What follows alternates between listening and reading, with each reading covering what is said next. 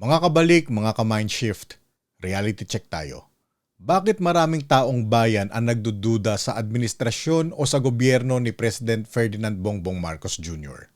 Simple lang, kapag ang tao nakakita ng hindi pantay na proseso, paiba-ibang paliwanag at parang may pinipili, automatic yan, duda.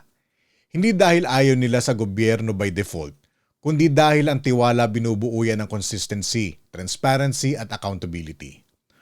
Unahin natin yung consistency. Halimbawa, sa usapin ng impeachment complaints laban kay Marcos, may attempt na mag-file ng complaint pero hindi ito tinanggap dahil wala raw authorized tumanggap habang absent at sa abroad si House Secretary General Cheloy Garafil. Sa mata ng ordinaryong tao, ang dating dyan, bakit wala man lang pwedeng tumanggap? Bakit parang may humaharang? Kahit hindi ka lawyer, mapapaisip ka kasi ang inaasahan ng tao, proseso na tuloy-tuloy, hindi yung nakadepende kung nandyan ang isang tao o wala. At kapag ganyan ang nakikita ng publiko, hindi na debate yan kung legal ba o hindi. Ang tumatama dyan ay trust. Kasi ang tanong ng tao, kung ganito sa mataas, paano pa kaya sa karaniwang mamamayan? Pangalawa, yung budget at insertions. Kapag may balitang libo-libong pages ang budget, tapos may issue na may insertions o may mga item na kino-question ng publiko, dito lalong nagdududa ang tao kasi si President Bongbong Marcos mismo ang nagsabi na binasa niya yung mahigit 4,000 pages na budget. So natural ang tanong ng ordinaryong mamamayan, kung binasa, bakit may lumusot na insertions? At dyan pumasok yung core issue, accountability at proseso. Kasi sa budget, hindi sapat yung nabasa. Ang mahalaga, alin ang na-flag at alin ang na-veto at sino ang mananagot kung may item na nakalusot. Dagdag pa, kahit may line item veto ang Pangulo, hindi niya pwedeng i-edit ang budget na parang Word file. Ang pwede niya i-veto ang specific items. Kaya kung may insertions na hindi na-veto o hindi na-detect, ang public reaction predictable. Duda ulit. Kasi ang tanong ng tao, may nagkulang ba sa review o may pinapalusot? Kasi ang gusto ng tao simple lang, may malinaw na chain of responsibility. Sino naglagay? Sino pumirma? Sino nag-approve? Sino magpapaliwanag? Hindi pwedeng lahat may statement pero walang nananagot. Pangatlo, yung mga alegasyon ng korupsyon sa infrastructure, lalo na sa flood control. May mga lumabas na testimonies at accusations sa public hearings at media. May mga tinuturo, may mga nagde-deny, at syempre, sa puntong ito, allegation pa rin hanggat walang final finding o hatol. Pero ang malaking tanong ng publiko, ano ang gagawin ng gobyerno? Diyan pumasok yung ICI. Ibig sabihin nito ay Independent Commission for Infrastructure.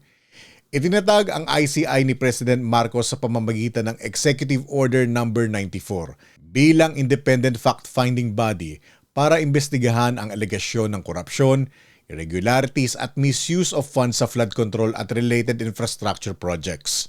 Pero ito yung critical na punto kung bakit tumitindi ang duda ng tao. Kapag ang pinupunto na personalidad ay malapit sa kapangyarihan at lalo na kung kamag-anak. Kasi si Speaker Martin Romualdez ay pinsan ni President Marcos. At sa mata ng publiko, kung umiikot ang pangalan ni Romualdez sa mga aligasyon at may mga taong pinipinpoint siya, natural ang tanong, pantay ba ang proseso? Bakit lumalabas na sa ICI nababanggit o napapasok ang usapin? Pero sa Senado, bakit parang hindi siya pinapatawag o hindi siya nabibigyan ng parehong level ng pagtatanong? Kahit siya ang pinipinpoint na mga pangalang umiikot sa diskurso tulad ni Zaldico, Gutesa at yung mag-asawang kontraktor na sila Diskaya na madalas ding nababanggit ng publiko. Uulitin ko, allegation pa rin yan hanggat hindi napapatunayan.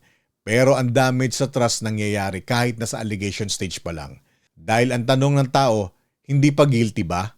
Ang tanong muna ay, pantay ba ang imbestigasyon? Kasi kung ang imbestigasyon ay tunay na para sa katotohanan, hindi dapat nakadepende kung pinsan ka, kaalyado ka o malapit ka sa Pangulo.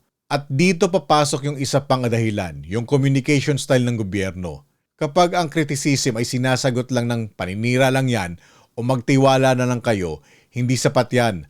Ang tiwala hindi hinihingi. Tiwala pinapakita. Pinapakita yan sa data, sa documents, sa malinaw na paliwanag at sa mabilis na aksyon kapag may mali.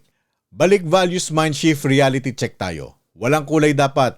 Hindi ito Marcos versus Duterte. Hindi ito kampihan. Hindi ito basta kakampi ko tama. Hindi rin ito basta kalaban ko mali. Ang prinsipyo dapat ganito. Kung sino ang may kasalanan, managot. Kung may ebidensya, ituloy ang kaso. Kung wala, huwag mag-imbento, pero huwag ding takpan. Kasi kapag tahimik ang tao, lalakas ang loob ng mali. Kapag walang nagtatanong, magiging normal ang abnormal.